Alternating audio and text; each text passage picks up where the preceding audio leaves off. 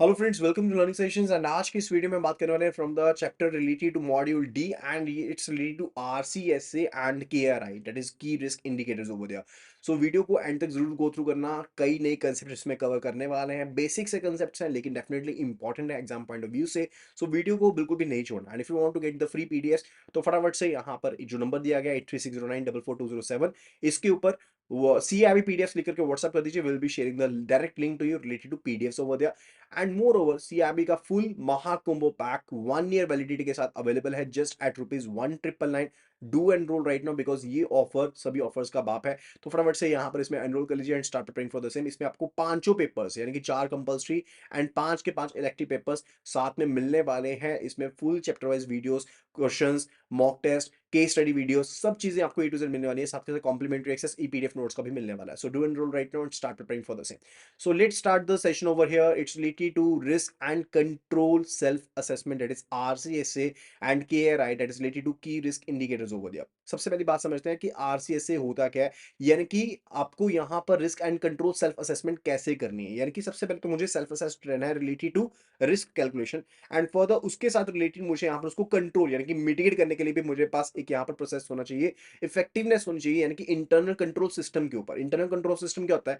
अब as per the guidelines, अगर हम बेसल की गाइडलाइंस भी देखते हैं, एक तो होती है स्टैंडर्डाइज्ड अप्रोच, फिर होती है हमारे पास कौन सी, आपके पास होती है रिलेटेड टू बैंक, जो आपके पास बेसिक इंडिकेटर अप्रोच होगी, स्टैंडर्डाइज्ड अप्रोच होगी एंड फॉर द थर्ड होती है AML, that is advanced measurement approach over there. अब उस पर्टिकुलर सिनेरियो में आपको काफी ज्यादा फ्रीडम दी जाती है कि आपके पास अपने खुद के मॉडल सिस्टम होना चाहिए जिसके हिसाब से आप चीजों की कैलकुलेशंस करेंगे एंड उसके हिसाब से आपको रेगुलेटरी कैपिटल मेंटेन करनी पड़ेगी, राइट। अब उस वो पर्टिकुलर प्रोसेस किसके बेस पर होगा, जब आपके पास सेल्फ असेसमेंट प्रोसेसेस है एंड फर्दर आपको इफेक्टिवनेस शो करनी पड़ेगी कि आपकी रिस्क प्रोफाइल को ध्यान में रखते हुए, keeping in mind your risk profile, you are basically going to manage your risk over there. That is the main funda, यही मेन फंडा यहाँ पर रहता है। तो मुझे यहाँ पर ऑपरेशनल रिस्क मैनेजमेंट प्रोसेस को पूरी की पूरी ऑर्गेनाइजेशन में इस तरह से सेटअप करना है, जो मेरे पास गवर्नेंस है उसका, यहाँ पर मेरे पास जो कंप्लायंस एक्टिविटीज है वो इस तरह से मुझे सेटअप करनी है कि वो उसे एड करता हो, यानी कि इस प्रोसेस को एड करता हो। एंड अगर कोई खामी पेशी देखने को मिलती भी है वो साथ के साथ इसमें ऐड हो जाए एंड उसको भी हम एड प्रोवाइड कर दे, हम यहाँ पर अपनी बिजनेस एफिशिएंसी को और ज्यादा इंप्रूव कर दे, राइट। ये मेन ऑब्जेक्टिव रहता है किसका,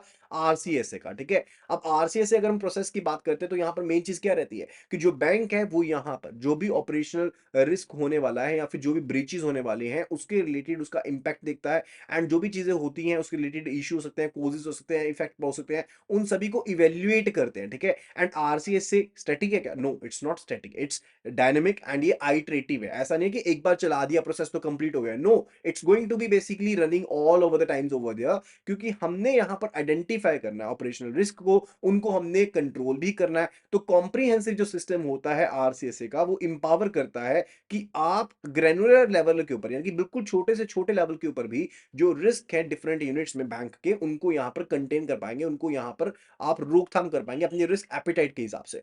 अब यहां पर की फीचर्स देखते हैं, RCSA के मेन फीचर्स होते क्या है। RCSA होता क्या है? This is risk and control self assessment. इसका मेन फीचर है कि ये डायनेमिक है, ये आइटरेटिव है यानी कि बार बार चलता है। आप करेक्टिव एक्शंस को ट्रैक कर सकते हो कि कौन से एक्शन लिए गए एंड उनको इंप्लीमेंट भी कर सकते हो। एंड फर्दर अगर आप यहाँ पर RCSA को एंटिटी के लिए लेवल के ऊपर रन करते हो तो डेफिनेटली आप उस वो भी कर सकते हो या फिर पूरी की पूरी ऑर्गेनाइजेशन के लिए भी रन कर सकते हो, राइट। अब यहाँ पर स्टेज वाइज आइडेंटिफिकेशन देखते हैं। तो यहाँ पर आपके पास डिफरेंट स्टेजेस होती है। Let's have a look at it. First जो आपके पास स्टेज होती है दैट्स रिलेटेड टू कि आपको जो भी की प्रोसेस है यानी कि जो मेन प्रोसेसेस हैं एंड आपको वहां पर उन चीजों को आइडेंटिफाई करना है एंड साथ के साथ आपको यहाँ पर जो भी स्टाफ इन्वॉल्व है इन द प्रोसेस उसको यहाँ पर वर्कशॉप्स में शामिल करवाना है, उनके ब्रेनस्टॉर्मिंग सेशंस में शामिल करवाना है एंड फर्दर अब हमने यहाँ पर उसके बेस पर RCSA के आपका जो स्कोप है उसको देखते हुए ये वर्कशॉप्स करवानी है एंड फर्दर उस स्टेप को बनाना। अब ये मेन स्टेप का पार्ट क्या है कि हमने प्रोसेसेस को आइडेंटिफाई करना है कि कौन से प्रोसेस के ऊपर, on what processes we want to run the RCSA, हम RCSA को किसके ऊपर रन करना चाहते हैं। उन प्रोसेसेस को आइडेंटिफाई कर लिया, उसके हिसाब से स्टाफ को training they the. That's the first phase 1 over दिया। फेज 2 जो रहेगा दैट्स रिलेटेड टू कि हमें यहाँ पर जो भी इनहेरेंट रिस्क है यानी कि इन प्रोसेसेस में जो भी इनहेरेंट रिस्क रहते हैं, इनहेरेंट का मतलब है जो इसमें रहेंगे रहेंगे, जब हमने कोई भी यहाँ पर किसी भी तरह की रोकथाम की चीजें नहीं लगाई हैं तो रिस्क जो उसमें रहेंगे यानी कि कोई मिटिगेशन हमने यहाँ पर नहीं करी है, तो जो रिस्क यहाँ पर आपका किसी प्रोसेस में रहता है उसको इनहेरेंट रिस्क कहते हैं। तो उसको हमने यहाँ पर पर आइडेंटिफाई करना है। जब हमने इनहेरेंट रिस्क को आइडेंटिफाई कर लिया है, अब यहाँ पर रिस्क पता लग गया कि हाँ, ये वाला रिस्क भी है, ये वाला रिस्क भी है, तो किस डिग्री के साथ ये रिस्क वहां पर इम्पोज्ड है, हाई रिस्क है, मीडियम रिस्क है, लो रिस्क है, उसको यहाँ पर देखेंगे कि क्या पर्टिकुलर कितने डिग्री का आपके पास रिस्क यहाँ पर शामिल है। ठीक है, पहला प्रोसेसेस को आइडेंटिफाई कर लो। तीसरा दूसरा जो फेज था दैट्स रिलेटेड टू कि आपके पास यहाँ पर कौन कौन से रिस्क शामिल है उनको देख लो, कितनी डिग्री के रिस्क शामिल है उनको देख लो। And third phase it's related to कि जो हमारे पास कंट्रोल थे, यानी कि हमारे पास कुछ एक कंट्रोल हमने इन प्लेस रखे भी होंगे, ये कंट्रोल हमने रखे होंगे कि हाँ, इस तरह से इस रिस्क की रोकथाम हो सकती है। तो क्या वो कंट्रोल यहाँ पर काम कर रहे हैं कि नहीं कर रहे हैं, उन चीजों को देख रहे हैं कि क्या वो यहाँ पर जो इंटेंशन थी उसके हिसाब से काम कर रहे हैं, क्या ये कंट्रोल इतने सेल्फ सफिशिएंट है कि ये पर्टिकुलर इस रिस्क को हमारे एपिटाइट लेवल के हिसाब से रिड्यूस कर दे, उसको इतना मिटिगेट कर दे। एंड फर्दर क्या ये हमें फीडबैक प्रोवाइड कर रहे हैं, आर दीज पर्टिकुलर जो कंट्रोल्स हैं, are they providing any kind of the feedback over there, क्या ये ओवरऑल क्वालिटी को मैनेज कर पा रहे हैं। ठीक है, ये सारी की सारी चीजें हम यहाँ पर गो थ्रू करते हैं in the third phase over there. ठीक है, पहला फेज प्रोसेसेस ढूंढो, दूसरा फेज रिस्क ढूंढो, तीसरा फेज कंट्रोल करो, सफिशिएंसी देखो। ठीक है, एंड फोर्थ जो फेज है वो यहाँ पर क्या रहता है कि हमने यहाँ पर रेजिडुअल रिस्क को निकालना होता है। अब कुछ एक रिस्क यहाँ पर हमारे हो गए कंट्रोल। ठीक है, थर्ड में हो गई कंट्रोल, फिर हमारे पास रह गए रेजिडुअल रिस्क। अब जो ये रेजिडुअल रिस्क हमारे पास बचा है, तो यहाँ पर जो रिस्क ऑनर्स है यानी कि जो रिस्क टेकर है, उनको पर्टिकुलरली अकाउंटेबिलिटी सेट करनी पड़ेगी कि कौन से लेवल का जो आपके पास रेजिडुअल रिस्क है वो आप उठा सकते हो। यानी कि रिस्क था 5 का, 3 का कंट्रोल कर लिया, तो रेजिडुअल रिस्क क्या रहा, 2 का रहा। तो क्या ये मेरे एपेटाइट के हिसाब से है या नहीं है? अगर तो मेरे एपेटाइट के हिसाब से तो ठीक है, अगर नहीं है तो मुझे इसे एडिशनल ट्रीटमेंट देने की जरूरत पड़ सकती है। That's main funda to the fourth phase over there, and that's all about the RCS से। एंड यही चीज रहती है आरसीएस में, सिर्फ और सिर्फ ये चीज क्लियर होगी है। ओके, अब बात करते हैं इनहेरेंट रिस्क के बारे में। What is inherent risk? मैंने आपको ऑलरेडी बताया कि जो ऑलरेडी किसी एक्टिविटी में, किसी प्रोडक्ट में, किसी प्रोसेस में, किसी फंक्शन में शामिल रहता है, जब आपने मिटिगेशन की कोई भी टेक्निक नहीं लगाई है, उसको हम कहते हैं inherent risk over there. And further अगर आप यहां पर पर्टिकुलरली इनहेरेंट रिस्क को और ज्यादा बेहतर वे में जानना चाहते हो, तो हम इस तरह से सोच सकते हैं कि आपके पास सारी की सारी चीजें इन यहां पर आपके पास इंजंक्शन पड़ी हैं, आप कंट्रोल में कर रहे हो, लेकिन फिर भी वो रिस्क जो है वो यहां पर एग्जिस्ट कर रहे हैं, यानी कि आपके कंट्रोल सारे के सारे फेल्ड हो गए हैं, जो मिटिगेशन टेक्निक थी वो सारी की सारी फेल हो गई है, फिर भी जो रिस्क शामिल रहता है उसको हम इनहेरेंट रिस्क कहते हैं। एंड इनहेरेंट रिस्क के ऊपर कंट्रोल बाद में लगाए जा सकते हैं फिर से, राइट। फर्दर उसके बाद बात आती है related to impact study. Impact study का मेन मतलब क्या होता है? अब यहां पर आप पोटेंशियल लॉस जो भी इन्वॉल्व हुआ है किसी प्रोडक्ट में, किसी एक्टिविटी में, किसी प्रोसेस में, किसी बिजनेस लाइन में, उसे आप देखना चाहते हो, that's related to impact study, उसको हम इंपैक्ट स्टडी कहते हैं। अब यहां पर ना आपके पास कुछ स्केल दिए गए, 1 2 3 4 5 डिफरेंट स्केल दिए गए, एंड यहां पर आपके पास पर्टिकुलर्स हैं कि इनसिग्निफिकेंट, आपके पास रिस्क है, माइनर है, मॉडरेट है, मेजर है, कैटास्ट्रॉफिक है। ये पर्टिकुलरली आपकी रेटिंग है, and as per the standard ये 5 रेटिंग्स रहती हैं कि आप रिस्क को इस तरह से आइडेंटिफाई करते हैं, इस तरह से आप उसको क्लासिफाई करते हैं। एंड यहां पर एक चीज को समझिएगा कि यहां पर आप सेवेरिटी को चेक करते हैं, यानी कि अगर तो आपके पास जो नेट लॉस रेंज है आपकी रेगुलेटरी कैपिटल की परसेंटेज के हिसाब से, ठीक है, मिनिमम रेगुलेटरी कैपिटल एमआरसी जिसको हम कहते हैं, अगर तो वो यहां पर 0.01% से कम है, जो आपके पास यहां पर सेवेरिटी है आपकी 0.01% से कम है, तो उसको इनसिग्निफिकेंट कहते हैं। अगर 0.01 से लेकर 0.1 तक है तो उसे माइनर कहते हैं। अगर 0.1 से लेकर के 1% है तो उसको मॉडरेट कहते हैं। 1% से 10% से कम तक है तो उसे हम यहाँ पर मेजर कहते हैं। एंड यहाँ पर अगर 10% से ज्यादा आपके पास एमआरसी है, यानी कि मिनिमम रेगुलेटरी कैपिटल का जो नेट लॉस है, ठीक है, तो उसको हम क्या कहते हैं, we say it to be the catastrophic over there. तो उसको हम क्या कहते हैं, कैटास्ट्रोफिक कहते हैं। ये पर्टिकुलरली हम एक्स की रेंज चेक कर रहे हैं ऑन बिहाफ ऑफ एमआरसी, यानी कि मिनिमम रेगुलेटरी कैपिटल के ऊपर जो रिस्क इंपोज्ड है उसके हिसाब से देखते हैं। तो आप यहाँ पर नेट लॉस रेज परसेंटेज देखते हो as percentage of the MRC, that is the minimum regulatory capital for the operational risk over there. ठीक है, तो आपकी जो रेगुलेटरी कैपिटल आपने मेंटेन करी थी ऑपरेशनल रिस्क के लिए, तो उसमें जो मिनिमम रेगुलेटरी कैपिटल थी, अगर आपका कोई पर्टिकुलर लॉस जो है अगर 0.01% तक का है तो इनसिग्निफिकेंट, 0.01 से 0.1 तक का है तो माइनर, 0.1 से 1 तक का है मॉडरेट, 1 से 10 तक का है मेजर, 10 से ज्यादा है कैटास्ट्रॉफिक माना जाएगा। एंड फर्दर यहां पर मोस्ट कॉमन जो टाइम फ्रेम्स के हिसाब से भी हमने लाइक्लीहुड के हिसाब से निकाला है कि आपके पास किस टाइम रेंज में यहां पर कवर हो रहे हैं। एक तो हो गया हमारे पास रिलेटेड टू कि अगर आपके पास जो सेवेरिटी है उसके हिसाब से हो गया, ठीक है। दूसरा फ्रेम जो हम लेंगे that would be related to likelihood कि कितने टाइम पीरियड में अकर हो रहा है, ठीक है। यानी कि अगर तो वो जो लॉस था वो 5 साल से ज्यादा टाइम पीरियड में सिर्फ एक ही बार अकर हो रहा है, तो उसे हम क्या कहेंगे, वी से टू बी अनलाइकली, कि इवेंट बड़ा अनलाइकली है एक्सेप्शनल सर्कमस्टांसेस के अंदर ही होता है, ऐसा नहीं है कि बार-बार हो रहा है, ठीक है? एंड पॉसिबिलिटी जो है वो देख सकते हैं कि हाँ, हो सकता है, लेकिन ये नहीं है कि बहुत फ्रीक्वेंटली हो रहा है, right? That is unlikely. And अगर 1 साल से 5 साल के बीच में हो रहा है, तो उसको रेयर कहते हैं। अगर यहाँ पर वन्स इन ईयर हो रहा है, तो उसे मॉडरेट कहते हैं। एंड अगर 2 से 10 बार हो रहा है 1 साल में, तो उसे लाइकली कहते हैं। एंड अगर 10 साल से ज़्यादा बार हो रहा है एक ही साल में, तो उसको हम क्या कहते हैं? We say it be frequent over there, कि काफ़ी फ्रीक्वेंटली हो रहा है, ठीक है? तो अनलाइकली होता है 5 साल से ज़्यादा, 1 साल से 5 साल में रेयरली होता है। 1 साल में आपके पास 1 बार हो रहा है, तो उसे हम कहते हैं, क्या कहते हैं? We say it be moderate over there. And further अगर 2 से 10 बार हो रहा है 1 साल में, तो उसको हम कहते हैं लाइकली ओवर देयर। एंड अगर आपके पास 10 से ज़्यादा बार हो रहा है 1 साल में, तो उसे हम फ्रीक्वेंट कहते हैं, राइट? अब यहाँ पर नेक्स्ट स्टेप क्या रहता है इम्पैक्ट स्टडी का, कि हम यहाँ पर प्रोडक्ट कर देते हैं किसको, जो भी आपके पास यहाँ पर ये पैनल आ रहा था कि कितना रिस्क है उसको, एमआरसी वाला जो अपने सेवेरिटी निकाली थी उसको, एंड फर्दर क्वांटिटी जो अपने क्वालिटेटिव रेटिंग देखी, जो अपने क्वालिटेटिव रेटिंग देखी किसके रिलेटेड, रिलेटेड कि आपके पास कितने टाइम में अकर हो रहा है, ठीक है? इनको प्रोडक्ट कर देते हैं and that's related to what, इसके हिसाब से आप कैलकुलेट करते हो, इंपैक्ट देखते हो कि क्या इंपैक्ट आपके पास पड़ सकता है। That's the main funda related. Okay, ये चीज क्लियर होगी। After that it's related to study of effectiveness of control over there, study of effectiveness of control over there, यानी कि जो अपने कंट्रोल आपने इन प्लेस रखा है, यानी कि जो अपने कंट्रोल सिस्टम बना रखा है, ठीक है? तो उसको पर्टिकुलरली कितनी इफेक्टिवनेस है उसकी, क्या वो कंट्रोल इफेक्टिव था या वो कंट्रोल इफेक्टिव नहीं है, उसके बारे में, ठीक है? एंड फर्दर ये हम यहाँ पर ऑपरेशनल इफेक्टिवनेस देखते हैं कि हमने यहाँ पर ऑपरेशनल रिस्क को कंटेन करने के लिए जो डिफरेंट कंट्रोल बना रखे हैं, वो कितने ज्यादा इफेक्टिव है, उन चीजों को चेक करने के लिए होता है, राइट? एंड यहां पर मेन चीज क्या रहती है, अगर तो आपका कंट्रोल पूरा का पूरा ऑटोमेटेड है, अपने आप डिटेक्ट कर रहा है, अपने आप मेंटेन कंट्रोल कर रहा है, तो उसको कहेंगे हाईली इफेक्टिव। अगर सेमी ऑटोमेटेड है, डिटेक्टिव है, तो उसको हम क्या कहेंगे, इफेक्टिव कहेंगे। अगर यहां पर पर्टिकुलरली सेमी ऑटोमेटेड है, प्रिवेंटिव है, प्रिवेंटिव का मतलब होता है कि रोकेगा, सिर्फ रोकेगा, डिटेक्ट नहीं करेगा, तो उसको मीट्स रिक्वायरमेंट कहते हैं। एंड अगर मैनुअल है, नॉन प्रिवेंटिव है, तो उसको इंप्रूवमेंट कहते हैं। एंड अगर कोई कंट्रोल एग्जिस्ट नहीं करता, तो उसे सिग्निफिकेंट इंप्रूवमेंट नीडेड कहते हैं। ये आपके पर्टिकुलर्स हैं। एंड ये कंट्रोल डिजाइन इफेक्टिवनेस सिस्टम है, अगर तो पूरा का पूरा सही चल रहा है,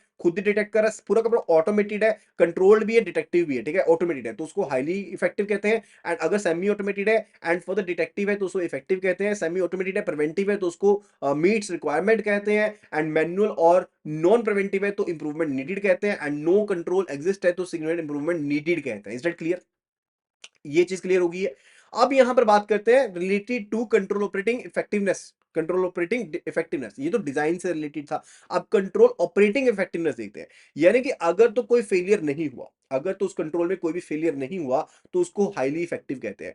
अगर उसमें कोई आपके पास रेयर कंट्रोल फेलियर हो गया, तो उसको इफेक्टिव कहते हैं।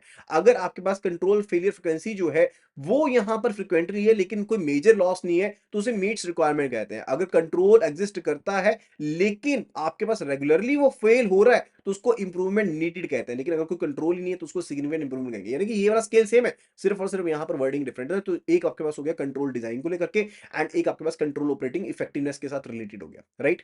ये चीज क्लियर होगी है, ये चीज यहां पर क्लियर होगी है। That's related to study of effectiveness of control over there. फिर बात आती है computation of risk zone, computation of risk zone, कि आप कहां पर लाई कर रहे हो, यानी कि आपकी ब्रांच रिस्क लेवल पर कहां पर लाई कर रही है। तो ये केपीआई है, ये क्या है, दिस इज द केपीआई, की परफॉर्मेंस इंडिकेटर, जिससे आप परफॉर्मेंस को चेक करते हो। ये इंडिकेटर होते क्या एक्चुअल में, जो आपको किसी चीज के बारे में बताते हैं, आपको किसी चीज के बारे में बताते हैं। एंड मेजरली ये आपके पास क्वालिटेटिव या क्वांटिटेटिव बेस पर होते हैं। दीज आर बेसिकली क्वालिटेटिव और quantitative basis over there, right? And further जो केपीआईज होते हैं, these are basically through what, आप एक प्रोफाइल मैट्रिक्स बनाते हो, रिस्क प्रोफाइल मैट्रिक्स क्रिएट करते हो एंड ब्रांचेस की कैटेगराइजेशन करते हो। अब यहां पर सिंपल सा फंडा क्या रख दिया कि अगर तो आपका risk product and control product जो है, risk product and control product जो है, अगर वो आपको मल्टीप्लाई करने के बाद अगर 250 से ज्यादा है, तो ब्रांच का जो पोजीशनिंग होगी वो होगी क्रिटिकल। अगर 51 से 100 है, तो आप कह रहे हो क्या, मीडियम है। अगर 13 टू 50 है, तो लो पे काउंट करते हो। 1 टू 12 है, तो आप उसको माइनर में काउंट करते हो। Is that clear? ये चीज क्लियर होगी है। Okay, so that is actually related to competition of risk zone over there. फिर बात आती है ग्रीन और इक्विवेलेंट। ब्रांच को कब ग्रीन और इक्विवेलेंट माना जाएगा, रिस्क लेवल रिस्क एपिटाइट के अगर हिसाब से है। रिस्क मेरा 10 का है, मेरी जो एपिटाइट है वो भी 10 की है, तो यहाँ पर फर्दर एक्शन की कोई जरूरत नहीं है, क्योंकि सिर्फ और सिर्फ मॉनिटरिंग करनी है। आपको सिर्फ रेगुलर मॉनिटरिंग करनी है कि आपके जो भी एक्टिविटीज, जो भी कंट्रोल्स है, वो जैसे आप चलाना चाहते थे वैसे चल रहे हैं, तो वो आप उसको ग्रीन और इक्विवेलेंट कहते हो। येलो एंड एम्बर कब कब कहा जाता है, जब आपका जो रिस्क लेवल है वो रिस्क टॉलरेंस के हिसाब से है, लेकिन वो आगे आगे बढ़ रहा है।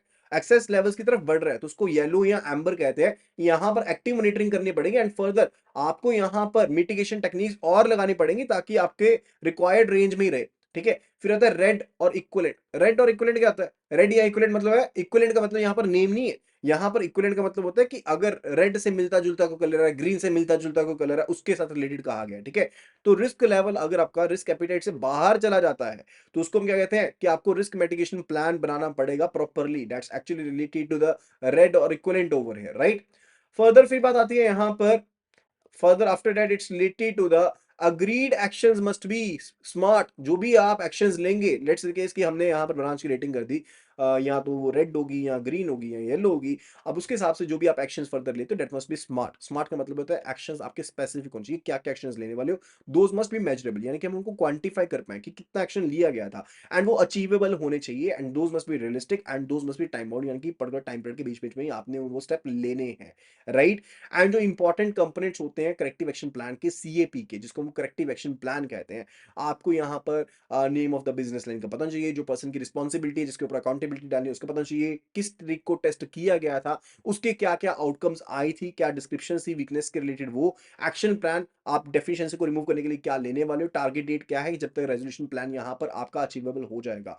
तो दैट्स मेन फंडा रिलेटेड हुई। ठीक है, तो यानी कि हमने यहाँ पर समझा कि आपके पास अगर मैं मेजरली इम्पैक्ट हूँ, अभी यहाँ पर मैंने आपको चीजें बता तो दी है लेकिन आपको सम एक समराइज कर देता हूँ कि इम्पैक्ट स्टडी के केस में हमने क्या समझा। सबसे पहले सेवेरिटी के हिसाब से समझा, फिर उसके बाद हमने समझा रिलेटेड टू लाइक्लीहुड कौन से टाइम पीरियड के में होने वाली है एंड कौन मल्टीप्लाई कर दिया, वो इम्पैक्ट स्टडी होगी। फर्दर हमने इफेक्टिवनेस ऑफ कंट्रोल को समझा यहाँ पर। अब इफेक्टिवनेस ऑफ कंट्रोल के केस में हमने मेनली चीज क्या समझी थी, इफेक्टिवनेस ऑफ कंट्रोल के केस में what we basically mainly read over there, हमने यहाँ पर समझा कि कौन सी चीज आपकी हाईली इफेक्टिव है, कौन सी चीज आपकी कम इफेक्टिव है। वहां पर हमने देखा कि आपके पास क्या कंट्रोल्स आपकी ऑटोमेटेड हैं, कौन से नहीं है, उनके बारे में समझा, चाहे वो कंट्रोल डिजाइन के हिसाब से था, चाहे वो कंट्रोल ऑपरेटिंग इफेक्टिवनेस के हिसाब से था। And further we studied about the computation of the risk zone over there, जहां पर हमने रेटिंग के हिसाब से यहाँ पर देखा कि आपकी रिस्क कैटेगरी आपकी रेड है, येलो है, ग्रीन है, वो समझा, क्रिटिकल है, मीडियम है, लो है, माइनर है, उसके हिसाब से हमने समझा, right. And that was all related to it. Further उसके बाद बात करते हैं केआरआई के बारे में, यानी कि की रिस्क इंडिकेटर के बारे में। अब की रिस्क इंडिकेटर जो है ना ऑपरेशनल रिस्क फ्रेमवर्क में काफी ज्यादा इंपॉर्टेंट है। एंड यहाँ पर ये आप यहाँ पर जो भी एक्टिविटीज कर रहे हो, जो भी प्रोसेसेस चल रहे हैं, उनको पर्टिकुलरली सपोर्ट करने के लिए आपको काफी ज्यादा हेल्प आउट करती हैं। यानी कि आप यहाँ पर रिस्क आइडेंटिफिकेशन करते हो। अब वो बेसिकली की इंडिकेटर क्या होता है, what do you mean by की इंडिकेटर, यानी कि ऐसा ड्राइवर अगर इसकी वैल्यू में कुछ फेरबदल होता है तो मुझे पता लग जाएगा कि यहाँ पर ये रिस्क इंक्रीज हुआ है या फिर डिक्रीज हुआ है। एंड इसी के हिसाब से आप यहाँ पर इफेक्टिव रिस्क एपेटाइट को बना सकते हो, रिस्क को प्रॉपर्ली मैनेज कर सकते हो, गवर्नेंस फ्रेमवर्क को बना सकते हो। तो जो की रिस्क इंडिकेटर्स होते हैं these are quantifiable measurement used by the bank, यानी कि ऐसी चीजें होती हैं जो क्वांटिफाइबल है एंड फर्दर आप इनको मेजर कर सकते हो, आप इनको इवेल्युएट कर सकते हो इवेंचुअली इस चीज को कैलकुलेट करने के लिए कि आपके ऊपर कितना जो एक पर्टिकुलरली कह लीजिए बुरा साया है, रिस्क है, वो मंडरा रहा है, किस तरह से आप उसको कम कर सकते हो। एंड फर्दर क्या कहाँ कहाँ पर आपको यहाँ पर इंप्रूवमेंट की रिक्वायरमेंट है, वो सभी चीजें आपको केआरआई से पता लगती है। ठीक है, तो काफी ज्यादा स्पेसिफिक यहाँ पर एक मेट्रिक रहता है, तो आपको यहाँ पर पर्टिकुलरली पता लग जाएगा कि इतना एक्सपोजर आपके ऊपर है, क्या इफेक्टिवनेस आपके कंट्रोल्स की है या नहीं है, आप रिस्क को कितना बेटर वे में मैनेज कर पा रहे हो नहीं कर पा रहे हो, ये सब चीजें आपको केआरआई से पता लग जाती है। ठीक है, यानी कि जो आपके पास ऑर्गेनाइजेशन होती है वो तीन डिफरेंट तरह के इंडिकेटर्स का इस्तेमाल करती है। काइंडली नोट डाउन कर लीजिए, काफी ज्यादा इंपॉर्टेंट है यहाँ पर, let me highlight this for you. ये पॉइंट यहाँ पर काफी ज्यादा इंपॉर्टेंट बन जाता है कि जो भी आपके पास ऑर्गेनाइजेशन होती है उसमें तीन तरह के मेजर इंडिकेटर्स आपके पास होते हैं जिनका इस्तेमाल होता है। पहले होते हैं रिस्क एक्सपोजर इंडिकेटर, दूसरे होते हैं कंट्रोल इफेक्टिवनेस इंडिकेटर, तीसरे होते हैं परफॉर्मेंस इंडिकेटर्स ओवर देयर। तो सबसे पहले हम रिस्क एक्सपोजर इंडिकेटर के बारे में बात करने वाले हैं। तो रिस्क आपके पास जो एक्सपोजर इंडिकेटर है, आपको यहाँ पर ऑपरेशनल रिस्क के अगर कॉन्टेक्स्ट में हम बात करें तो रिस्क इंडिकेटर जो होगा, जिसको हम केआरआई भी कहते हैं, यानी कि की रिस्क इंडिकेटर भी कहते हैं, ये एक मेट्रिक रहता है जो आपको लेवल ऑफ एक्सपोजर के बारे में बताता है कि कितना लेवल ऑफ एक्सपोजर है उसके बारे में बताएगा at a particular point of time over there. ठीक है, तो आपको ये पता लग जाएगा कितना रिस्क आपके ऊपर इंपोज्ड है। Second one it's related to control effectiveness indicator, it's related to control effectiveness indicator, जिसको हम केसीआई कहते हैं, यानी कि की कंट्रोल इंडिकेटर भी कहते हैं, वी से देम टू बी की कंट्रोल इंडिकेटर। यानी कि आपके पास जो कंट्रोल्स आपने लगाए थे, क्या वो अपनी ऑब्जेक्टिविटी को यहाँ पर आपके परफॉर्म कर पा रहे हैं, दैट्स एक्चुअली रिलेटेड टू क्या आपके की कंट्रोल इंडिकेटर जो है वो ये बताते हैं कि आपके जो कंट्रोल्स है क्या वो सही से काम कर पा रहे हैं कि नहीं कर पा रहे हैं। For the KPIs that is a की परफॉर्मेंस इंडिकेटर्स, की परफॉर्मेंस इंडिकेटर्स, ये आपको यहाँ पर आपके परफॉर्मेंस इंडिकेटर्स बताते हैं कि आपने जो बजट से जो अचीवमेंट्स आपने करनी थी, क्या आप उनको अचीव कर पाए और नहीं कर पाए, उनके बारे में बताते हैं। That's related to performance indicators over there. Further it's related to leading and lagging KRIs, काफी इंपॉर्टेंट टॉपिक है, kindly please note it down. तो हमारे पास तीन तरह के इंडिकेटर्स होते हैं। एक हमारे पास होते हैं की परफॉर्मेंस इंडिकेटर्स, केसीआई यानी कि key control indicators, and for the KRI that is a key risk indicators over there. उसके बाद बात करने वाले लीडिंग एंड लैगिंग केआरआईज के बारे में। जो की रिस्क इंडिकेटर्स हैं वो या तो लीडिंग होंगे या फिर लैगिंग होंगे। अगर लैगिंग की बात करते हैं तो हम यहाँ पर क्या करते हैं, आज की डेट के डाटा को मिलाते हैं हिस्टोरिकल डाटा इवेंट के साथ। That's related to lagging KRI matrix over है, यानी कि ये जो केआरआईज होते हैं ना, ये आपके किसके ऊपर बेस्ड होते हैं, ये आपके हिस्टोरिकल मेजर्स के ऊपर बेस्ड होते हैं। एंड फर्दर जो लैगिंग इंडिकेटर्स होते हैं, ये आपके यहाँ पर पास्ट एक्टिविटी जो हुई होती है उसको यहाँ पर ट्रैक करते हैं, this track in the history. And further उनको यहाँ पर ट्रेंड ओवर द टाइम देखते हैं कि आज की डेट में क्या ट्रेंड चल रहा है, उसको यहाँ पर गो थ्रू करते हैं। अब यहाँ पर अगर तो ये लैगिंग इंडिकेटर जो है, अगर तो ये पॉजिटिव हुआ है, एंड फर्दर हम मान लीजिए रिस्क इंडिकेटर के पॉइंट ऑफ व्यू से समझ रहे हैं, तो अगर यहाँ पर ये लैगिंग इंडिकेटर जो है वो यहाँ पर पॉजिटिव हुआ है, उसके केस में कहते हैं कि पिछले टाइम पे तो इतना रिस्क था लेकिन आज की डेट में ये रिस्क बढ़ गया है, आज की डेट में ये रिस्क इंक्रीज हो गया है। So lagging indicators can be used so as to strengthen the risk and control processes, यानी कि हम पिछले डेट में देखते हैं कि कितना रिस्क इंपोज था, आज की डेट में देखते हैं कितना रिस्क इंपोज है, अनवांटेड इवेंट को किस तरह से प्रिवेंट कर सकते हैं। That's the main funda related to it. Okay, ये चीज क्लियर होगी है। फर्दर लीडिंग केआरआईज क्या होते हैं? लीडिंग जो केयरर्स होते हैं ना, ये प्रिवेंटिव मेजर के हिसाब से यूज होते हैं, यानी कि आपने आगे आने वाले टाइम में चीजों को रोकथाम करनी है। यानी कि आप यहां पर पर्टिकुलर क्या करना चाहते हो, लीडिंग इंडिकेटर के केस में आप यहां पर प्रिडिक्ट करते हो कि आगे आने वाले टाइम में इमर्जिंग रिस्क यहां पर ये हो सकते हैं। इमर्जिंग का मतलब क्या होता है? एक होता है इनहेरेंट, जो आपके ऊपर इंपोज है, दूसरा होता है इमर्जिंग, जो आगे आने वाले टाइम में हो सकता है at a point of time in the coming time over there, right? तो वहां पर आप उसको इफेक्टिवनेस देखते हो। एंड फर्दर इसके हिसाब से आप यहां पर जो भी आपके प्रिवेंटिव कंट्रोल्स है, ठीक है, प्रिवेंटिव कंट्रोल्स है, उनकी इफेक्टिवनेस को मेजर करते हो कि क्या ये जो कंट्रोल्स हमारे पास अभी इन प्लेस है, क्या ये इन रिस्क को रोक लेंगे, क्या इतने क्वांटम को रोक लेंगे, क्योंकि आपके पास एक मेजर आ गई, एक आपके पास फ्यूचर पॉइंट्स आ गए कि ये पॉइंट्स हो सकते हैं, ठीक है। उसके बेस पर जो आपके पास कंट्रोल्स हैं आप उनको चेक करते हो कि आगे आने टाइम में ये चीज रुक सकती है, इसकी रोकथाम हो सकती है, उसके बारे में होता है। That's related to leading KRI over there, right? Further बात आती है कि आप केआरआई को सिलेक्ट कैसे करते हो, आपको कैसे पता लगेगा कि ये केआरआई लेना चाहिए? तो यहाँ पर कुछ एक पैरामीटर्स है। First of all it's related to relevance. आप जो चीज को यहाँ पर केआरआई बनाने वाले हो, तो क्या वो रेलेवेंट भी है उस चीज के साथ रिलेटेड? पहले, सेकंड, क्या वो क्वांटिफाइबल है? तीसरा, क्या उसको हम प्रेडिक्ट कर सकते हैं, वो लीडिंग या लैगिंग बन सकता है, या उसका करंट पर्सपेक्टिव कुछ बन रहा है ऑर्गेनाइजेशन के हिसाब से, ठीक है, वो प्रेडिक्टिव होना चाहिए। इजी टू मॉनिटर, यानी कि हम जो भी केआरआई लेने वाले हैं, जो भी रिस्क इंडिकेटर लेने वाले हैं, उसको हम सिंपली डिप्लॉय कर पाए एंड उसकी कॉस्ट भी इफेक्टिवली कम हो, ताकि हम उसकी क्वालिटी को भी आगे जाकर के मेंटेन कर पाए, ठीक है। एंड उसको मॉनिटर करना, इंटरप्रेट करना, समझना आसान हो, एंड उसको किसी को पर्सन को समझाना, रेगुलेट करना भी इजी हो, ठीक है, ऑडिटेबल हो, ठीक है। एंड फॉर द कंपेरेबल हो, यानी कि जो भी और कोई इंडिकेटर अगर यहाँ पर अवेलेबल है, तो हम यहाँ पर एक्सपोजर लेवल्स के हिसाब से उनको आपस में कंपेयर कर पाए, ठीक है। So these are some of the features related to जिनके बेस पर हम केआरआई को सिलेक्ट करते हैं। पहला क्या था? रेलिवेंट होना चाहिए, मेजरेबल होना चाहिए, प्रिडिक्टिव होना चाहिए, मॉनिटर करना आसान होना चाहिए, ऑडिटेबल होना चाहिए, एंड कंपेरेबल होना चाहिए, right? Further after that, it's related to KRI selection process. It's related to KRI selection process. तो दो अप्रोचेस हमारे पास रहती हैं जब हम यहाँ पर इंडिकेटर्स को सिलेक्ट करते हैं जिनको हम यहाँ पर मॉनिटर करना चाहते हैं। एक रहती है हमारी टॉप डाउन अप्रोच, दूसरी हमारी रहती है बॉटम्स अप अप्रोच। पहली अप्रोच रहती है टॉप डाउन अप्रोच, दूसरी रहती है बॉटम्स अप अप्रोच। तो जो टॉप डाउन अप्रोच रहती है वहां पर हम सीनियर मैनेजमेंट से स्टार्ट करते हैं या फिर डायरेक्टर से स्टार्ट करते हैं, जो कि यहाँ पर इंडिकेटर्स को सिलेक्ट करेंगे, जो कि रिस्क इंडिकेटर्स को सिलेक्ट करेंगे, जिसके हिसाब से सारी की सारी ऑर्गेनाइजेशन में मॉनिटरिंग करी जाएगी, ठीक है। एंड बॉटम्स अप अप्रोच के केस में क्या होता है, जो बिजनेस एंटिटी होती है या फिर एरिया लेवल मैनेजर्स होते हैं, वो पर्टिकुलरली मॉनिटर करते हैं अपने सेट ऑफ इंडिकेटर्स को, ठीक है। That's related to the bottoms up approach over there. तो केआरआई सिलेक्शन के केस में दो अप्रोचेस हैं। पहली है बॉटम्स अप अप्रोच, यानी कि जो नीचे से जो एरिया लेवल पर्सन है वो सिलेक्शन करेंगे, एंड दूसरी है टॉप डाउन अप्रोच, जो टॉप मैनेजमेंट यहाँ पर केआरआई को सिलेक्ट करेंगे, राइट। एंड जो टॉप डाउन अप्रोच होती है उसके थ्रू क्या होता है कि आप अपनी इंस्टीट्यूट के लेवल के ऊपर जो एग्रीगेशन है यहाँ पर रिस्क की, उनको इकट्ठा कर सकते हो, रिस्क एग्रीगेशन कर सकते हो ना। क्योंकि जो आपके पास एरिया लेवल बंदा है वो तो सिर्फ अपना अपना सोच रहा है कि हाँ हम अपना अपना सोच लेते हैं, ठीक है। लेकिन यहाँ पर जो पर्सन है अगर वो सोचेगा तो वो पूरी की पूरी ऑर्गेनाइजेशन के हिसाब से सोचेगा, उसका ये बेनिफिट मिल जाता है। एंड जो बॉटम्स अप अप्रोच होती है उसमें क्या होता है कि आप यहाँ पर ग्रेनुलर लेवल के ऊपर, आप यहाँ पर ग्रेनुलर लेवल के ऊपर किसी पर्टिकुलर सिचुएशन में जो रिस्क आपके पास आ रहे हैं आप उनको समझ सकते हो। यानी कि आप कॉम्बिनेशन यूज कर सकते हो ना दोनों का, वो ज्यादा बेटर रहेगा। That will be much better over there, ठीक है। तो आप उस तरह से कॉम्बिनेशन यूज कर सकते हो। Further related to KRI identification, it's related to the KRI identification over here. उसके बाद बात आती है related to KRI identification over there, यानी कि आपको केआरआईज को आइडेंटिफाई करना है फॉर आरसीएसए पर्पसेस, यानी कि आप पर्टिकुलरली जो भी बिजनेस यूनिट्स हैं उनको आप इंटरव्यू कीजिए एंड केआरआईज को आइडेंटिफाई कीजिए। And for that related to कि आपको यहाँ पर जो सिग्निफिकेंट रिस्क है, यानी कि वो इंपॉर्टेंट रिस्क जो कि आपको काफी ज्यादा इंपैक्ट डाल रहे हैं आपके ऊपर, आपको उनके ऊपर कंसंट्रेट करना है, उनके रीजन देखिए कि क्या रीजन है एंड फर्दर आगे जाके क्या इंपैक्ट पड़ सकता है या हिस्टोरिकल किस तरह से वो काम कर रहे थे उनकी तरफ देखेगा। And for the absolute values देखिए, आप ratios, numbers and percentages, ageing etcetera को गो थ्रू कर सकते हैं so as to find out कि क्या उनका इंपैक्ट पड़ रहा है एंड कितना परसेंट इंपैक्ट पड़ रहा है ओवरऑल एक्सपोजर के हिसाब से, ओवरऑल रिस्क के हिसाब से। एंड फॉर द जो भी आपके पास डाटा है केआरआई से रिलेटेड, आप उसको इकट्ठा कीजिए किसी पर्टिकुलर प्रोसेस के ऊपर, एग्रीगेट कीजिए डाटा को। एंड फॉर द वो कंसिस्टेंट होना चाहिए ताकि वो मीनिंगफुल डाटा में कन्वर्ट हो जाए, यानी कि मान लीजिए मंथली बेसिस पर मैं कोलेट कर रहा हूँ जो भी केआरआई का डाटा है, तो मेरे पास डेफिनेटली कुछ यूजफुल चीज निकल के सामने आएगी, राइट। उसके बाद बात आती है रिलेटेड टू थ्रेशोल्ड। थ्रेशोल्ड होता है कि आपको कम से कम एक वैल्यू बनानी पड़ेगी, कितनी वैल्यू को आप कैप्चर करोगे। ऐसा नहीं है कि 1 रुपए का लॉस हो मैं कैप्चर कर लूंगा, no, I have to basically set up a threshold limit over there. या फिर पर्टिकुलरली एक, चाहे मैं की रिस्क इंडिकेटर की बात कर रहा हूं, चाहे मैं किसी भी इंडिकेटर की बात कर रहा हूं, तो थ्रेशोल्ड मुझे बनाना पड़ेगा कि कौन सी वैल्यू अगर एक्सीड करेगी तभी मुझे यहाँ पर उस वैल्यू के एक्सपोजर को चेंज जो हुआ है उसको यहाँ पर कंसीडर करना है, अदरवाइज नो, यानी कि सिग्निफिकेंट चेंज को यहाँ पर थ्रेशोल्ड को मुझे यहाँ पर पर्टिकुलरली यहाँ पर इन्वॉल्व करना पड़ेगा।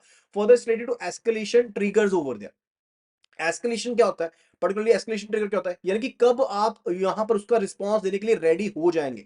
यानी कि मान लीजिए अगर मुझे लॉस 5 तक का होता है, मैं कहता हूं कोई बात नहीं चलने दो, लेकिन जैसे ही ये लॉस 7 का हुआ, मैं कहूंगा नहीं, एक्शन लेना पड़ेगा, एक्शन लेना पड़ेगा। That's action related to escalation trigger over there to determine the response required. जब आपका एक थ्रेशोल्ड ब्रीच हो गया है, कॉमनली इसको ट्रिगर कंडीशन भी कहते हैं, यानी कि जब आप यहां पर एक्शन लोगे, ठीक है। एंड फॉर द कौन एक्शन लेगा, सो टच ट्रिगर आपका क्या होता है, यहां पर ट्रिगर के ना दो टाइप होते हैं, एस्केलेशन ट्रिगर में दो टाइप्स होती है, एक होती है टच ट्रिगर, एक एंड दूसरा होता है आपके पास रेपिटेटिव टच ओवर दिया। तो टच ट्रिगर जो होता है वो होता है एक बार जैसे ही 7 रीच हुआ, साथ के साथ ट्रिगर कर दोगे, साथ के साथ एक्शन ले लोगे, ठीक है, एस्केलेशन कर लोगे। एंड फॉर द दूसरा होता है हमारे पास रेपिटेटिव टच, यानी कि आप एक बार 7 को टच किया कुछ नहीं करोगे, लेकिन सेकंड टाइम जब आप करोगे फिर आप ट्रिगर करोगे, ठीक है। That's related to repetitive touch over there, यानी कि पहली बार जब बाउंड्री फर्स्ट टाइम रीच हुई है तब कुछ भी नहीं होगा, लेकिन एक्स्ट्रा जब आपके पास नेक्स्ट डाटा सबमिशन होगी एंड फर्दर फिर से वो चीज होती है, तब यहां पर अलर्ट को ट्रिगर किया जाएगा। एंड फर्दर ट्रिगर्स जो होते हैं those must be linked to the risk appetite, मैं कितना रिस्क उठा सकता हूं उसके हिसाब से। सोफिस्टिकेशन डिपेंड करती है कि आपका कॉम्प्लेक्सिटी कितनी है सिस्टम की, आपकी रिस्क प्रोफाइल कितनी है, उसके ऊपर डिपेंड करती है सोफिस्टिकेशन, उसके रिलेटेड साथ के साथ उसके साथ कितने कॉस्ट इन्वॉल्व है, ओवरहेड कॉस्ट कितनी है, एंड फर्दर क्या कौन से लोग आपके पास इन्वॉल्व है, क्या सिस्टम्स इन्वॉल्व है, क्या प्रोसेसेस है, तो उसके ऊपर उसकी सोफिस्टिकेशन जो होती है वो डिपेंड करती है। रिस्क एपेटाइट एक्चुअली क्या होती है, अब केआरआईज का मेन मतलब क्या होता है कि हमने रिस्क इंडिकेटर बना दिए, क्योंकि हम रिस्क इंडिकेटर्स क्यों बनाते हैं, ताकि हम रिस्क को यहां पर देख पाए कि कितना रिस्क हमारे ऊपर इंपोज हो रहा है। एंड डेफिनेटली हमारा मेन पर्पस क्या है कि हमने यहां पर अपने रिस्क को मैनेज करना, उसको कंट्रोल करना है एंड अपनी उसको रिस्क एपेटाइट के अंदर ही रखना है।